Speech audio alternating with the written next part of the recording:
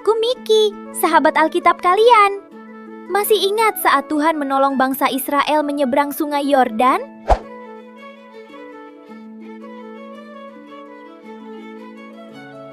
Bangsa Israel akhirnya masuk ke tanah Kanaan.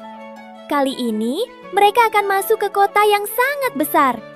Tapi, kota itu dikelilingi tembok dari batu besar yang tinggi dan tebal.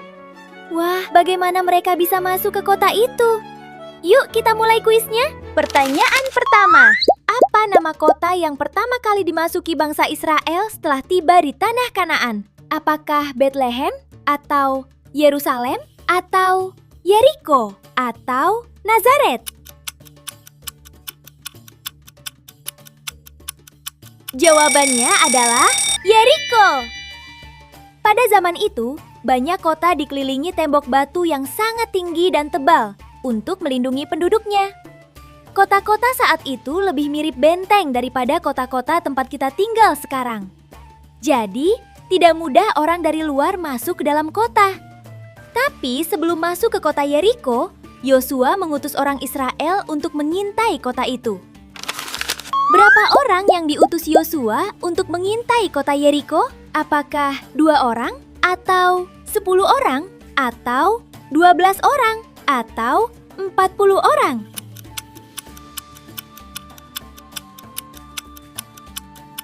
Tepat sekali, 2 orang.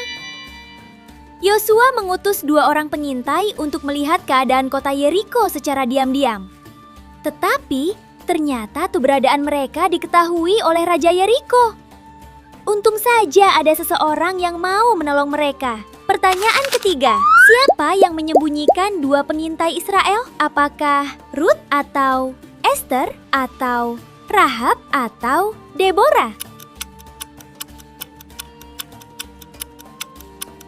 Jawabannya adalah Rahab. Rahab pernah mendengar bagaimana Tuhan menolong bangsa Israel keluar dari Mesir. Karena itu, Rahab percaya bahwa Tuhan Israel adalah Allah yang berkuasa. Itulah sebabnya Rahab berani menolong kedua pengintai Israel. Di mana Rahab menyembunyikan kedua pengintai Israel? Apakah di dalam sumur? Atau di bawah tempat tidur? Atau di atas soto rumahnya? Atau di dalam lemari?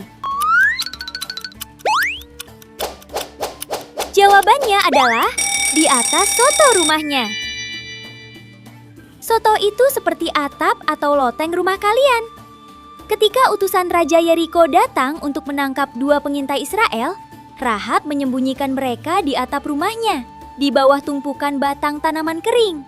Dan karena Rahab sudah menolong mereka, kedua pengintai itu berjanji akan menyelamatkan Rahab dan keluarganya saat bangsa Israel masuk ke kota Yeriko. Tanda apa yang harus dipasang Rahab di jendelanya agar keluarganya selamat? Apakah bendera putih? Atau tali merah? Atau pita biru? Atau 10 lilin?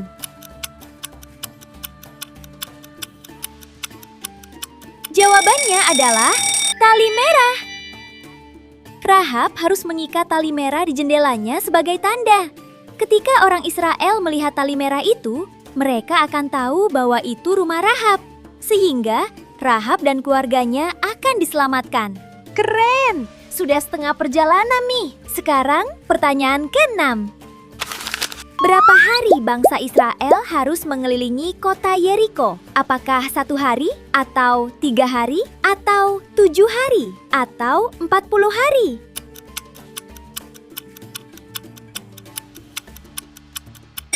Tepat sekali, 7 hari.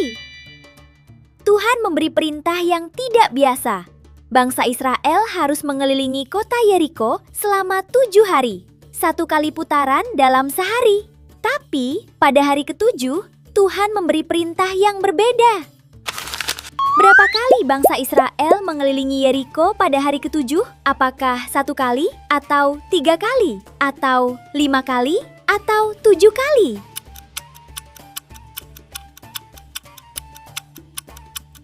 Jawabannya adalah 7 kali. Pada hari ke-7, mereka harus mengelilingi kota Yeriko sebanyak 7 kali. Alat musik apa yang dimainkan oleh para imam saat mengelilingi kota Yeriko? Apakah seruling, atau gendang, atau gitar, atau sangkakala?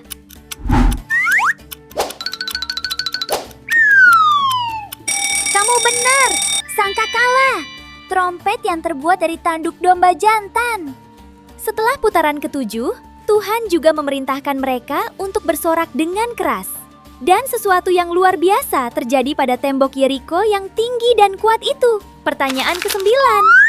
Apa yang terjadi dengan tembok Yeriko setelah bangsa Israel bersorak dengan keras? Apakah tembok menjadi lebih tinggi, atau tembok terbakar, atau tembok rubuh, atau tembok menghilang?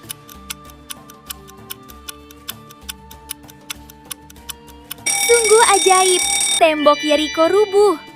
Pernahkah kamu melihat orang merobohkan tembok rumah hanya dengan berkeliling dan berteriak? Tentu tidak, kan?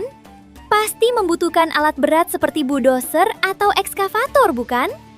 Apa yang terjadi pada bangsa Israel saat merubuhkan tembok Yeriko ini sungguh ajaib.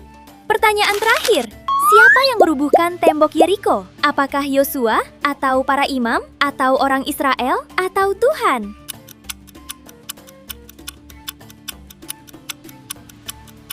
Jawabannya adalah Tuhan. Tembok Yeriko yang besar, kuat, dan tebal itu runtuh karena Tuhan yang merobohkannya. Bangsa Israel menang karena mereka percaya dan taat kepada Tuhan.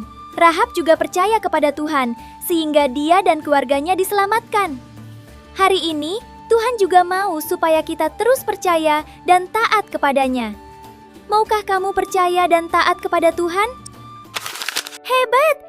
Kamu sudah menyelesaikan kuis hari ini. Kamu bisa baca kisah ini di Yosua 2-6 ya. Hari ini kita juga belajar. Pertama, Tuhan selalu menepati janjinya.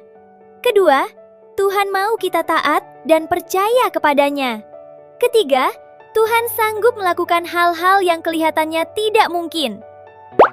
Sampai jumpa di kuis berikutnya ya. Ingat, Tuhan Yesus sangat mengasihimu.